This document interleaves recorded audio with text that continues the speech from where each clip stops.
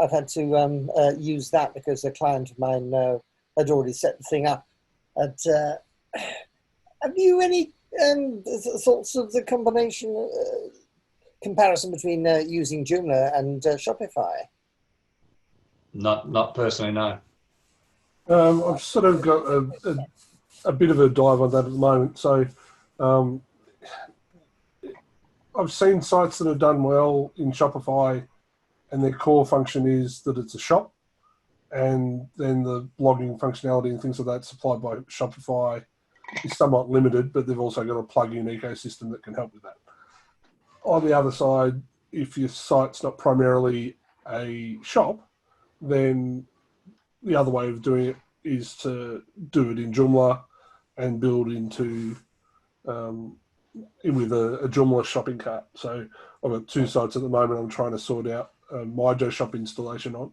But I know that other people in the group are using Joomla Shop and J2 Shop and a couple of other options there to build a Joomla-based shopping cart system. So it varies as to what your overall requirements are, and I guess where your starting point is and what you're familiar with tends to be the thing.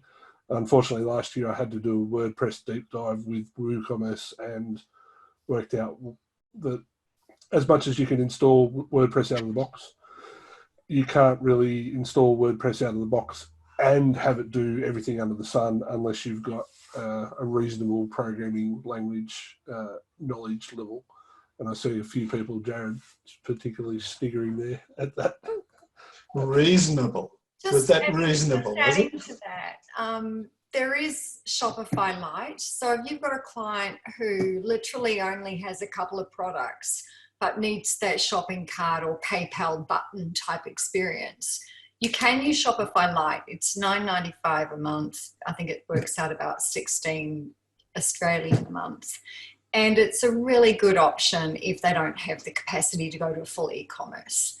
So it's just a really good integration, pretty simple to add to a Joomla website on a specific product.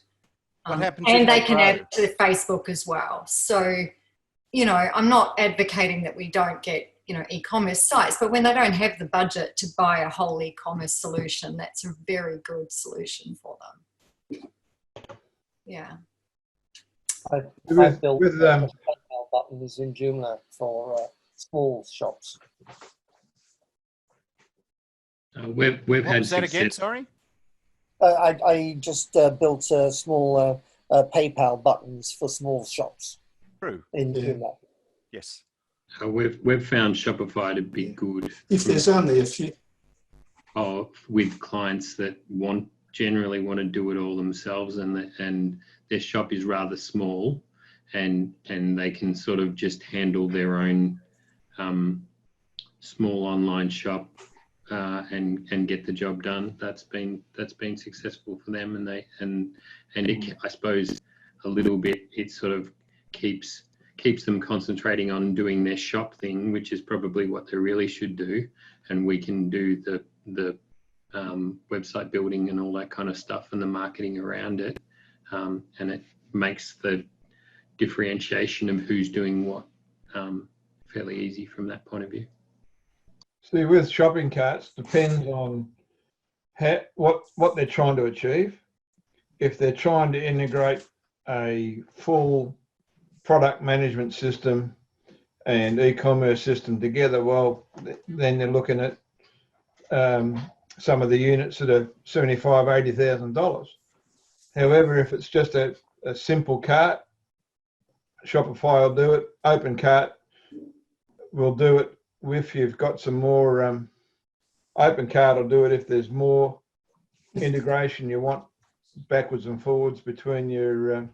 I notice Russell's laughing away because No, I just got Zoom bombed. Turbo Charger site, so it's interesting. But sometimes PayPal buttons are the way to do it. Keep it simple, and don't make it too complicated. You'd agree with that, Russell? Well, if there's only a few products, less than a dozen, the first thing I would reach for would be a payment service services in the form.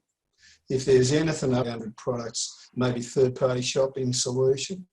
But if you get into the thousands, you've really got to do it yourself. Yeah.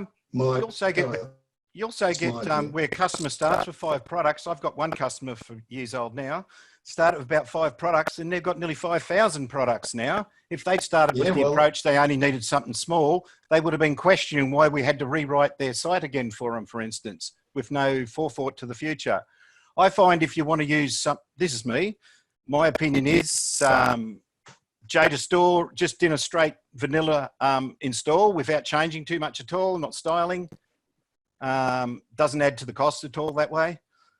They have their free version. Not that I'm saying I advocate that, I always use a pro, but that's beside the point. They have a free version, and consequently with Joomla and so on, and keep it all vanilla, you could put a really cheap site together for a customer, but the back end of that is that you can grow that to whatever size you want then. I know that doesn't suit everyone, once again, an opinion. Well, the company you're talking about is they started with 5 products and then moved up to the thousands. But I think it's a safe bet that a lot of their business processes and their business requirements change in the process. So they need a different solution entirely at that scale. Maybe if you know the business well enough, you can predict their growth and you can pick a product. I always work on the opinion we're going to do well for them, so we start grow small into, and then grow. But you can't always do that. Sometimes you just, Oh, right, okay. Sorry, my mistake. I think some of the problem is, well, not problem, but the challenge is that people get this idea in their head, like I need a WordPress site, like I need a Shopify site, when they really don't know what they want. They just want an e-commerce solution.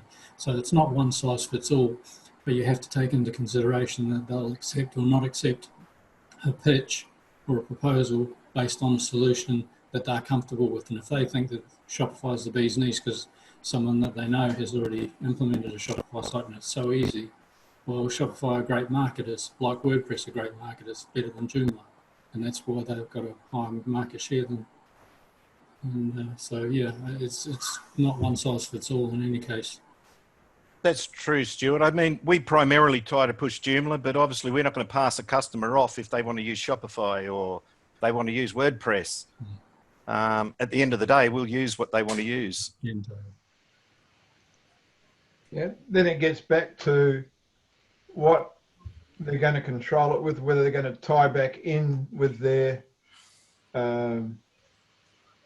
product management and all their other back office functions. So it depends on which way they want to go, and that's going to dictate what they're going to use. I guess, but if they're looking at back office already, then they're going to be bigger than a small shop. Well, even a small shop's got a product control. True, but a small shop's usually somebody who really doesn't have full control over their business structure yet anyway. They may grow into it. If someone's already got a whole back end set up, like Stuart works with a lot of clients, large clients that have already had generic back end systems running for years, then obviously what he uses on the front end is already built on that. Correct. Yeah, it's the case of asking the right questions, isn't it? It is, definitely.